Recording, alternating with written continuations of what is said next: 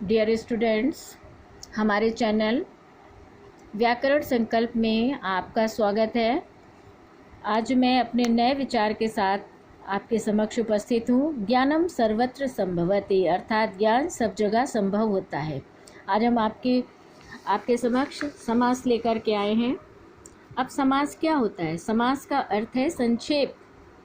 समास का अर्थ है संक्षेप, अर्थात जब दो या दो से अधिक पदों या शब्दों के मेल से नए स्वतंत्र शब्द की रचना हो तो इस प्रक्रिया को समास कहते हैं। अर्थात कहने का अभिप्राय क्या है कि जब दो या दो से अधिक पद मिल करके एक नए शब्द की रचना करते हैं तो इसे क्या कहते हैं? इस प्रक्रिया को समास कहते हैं। ठीक है, देखिए आपने संधि और संधि समास में क्या अंतर है कि संधि में आपने देखा था वर्णों का मेल हो रहा था और समास में क्या है?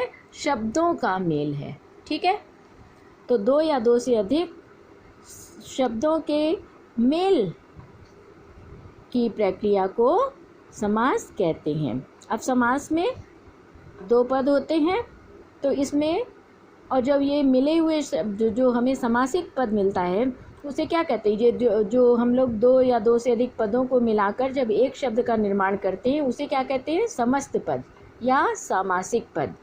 अब इस समासिक पद में दो पद होते हैं। पहला होता है पूर्व पद और पहला पद, तथा दूसरा पूर्व पद। पहले पद को क्या कहते हैं? पूर्व पद, और दूसरे पद को कहते हैं उत्तर पद। अब जैसे राजमहल, ये क्या है? ये सामासिक पद है और इसमें राज जो है ये इसका पूर्व पद है और महल उत्तर पद है। क्लियर है? चलिए अब आगे देखते हैं समास विग्रह। और इसी समस्त पद को जब हम अलग अलग कर देते हैं तो उसे कहते हैं समास विग्रह। अब जैसे राजमहल ये समस्त पद है और जब हम इसका विग्रह करेंगे तो क्या हो जाएगा? राजा का महल। अब समास के भेदों पर आ जाएं तो ये समास के 6 भेद होते हैं। पहला द्वंद्व समास, दूसरा तत्पुरुष समास, तीसरा द्विगु समास, चौथा अव्ययी भाव समास, पांचवा बहुव्रीहि समास और छठा है कर्मधारय समास। इसका क्रम कुछ भी हो सकता है। तो अब हम सबसे पहले आते हैं द्वंद्व समास पर। द्वंद्व समास क्या है? इसका एक सूत्र आप याद कर ले तो आप कभी नहीं भूलेंगे। चा अर्थे द्वंद्वा। क्या? चा अर्थे द्वंद्वा। अब अर्थात इसका क्या होता है? चा मने और, अर्थे मने अर्थ में।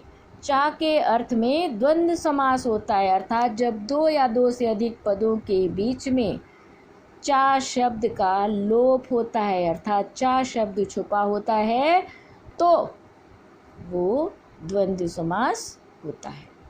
और विग्रह करते समय इसी और शब्द का, देखिए हिंदी में हम और शब्द का यूज़ करते हैं और संस्कृत में अगर हम करते हैं तो वहाँ पर हम चा शब्द का प्रयोग करते हैं विग्रह करते समय। अच्छा, इसकी जो है पहचान क्या है द्वंद्व समास की?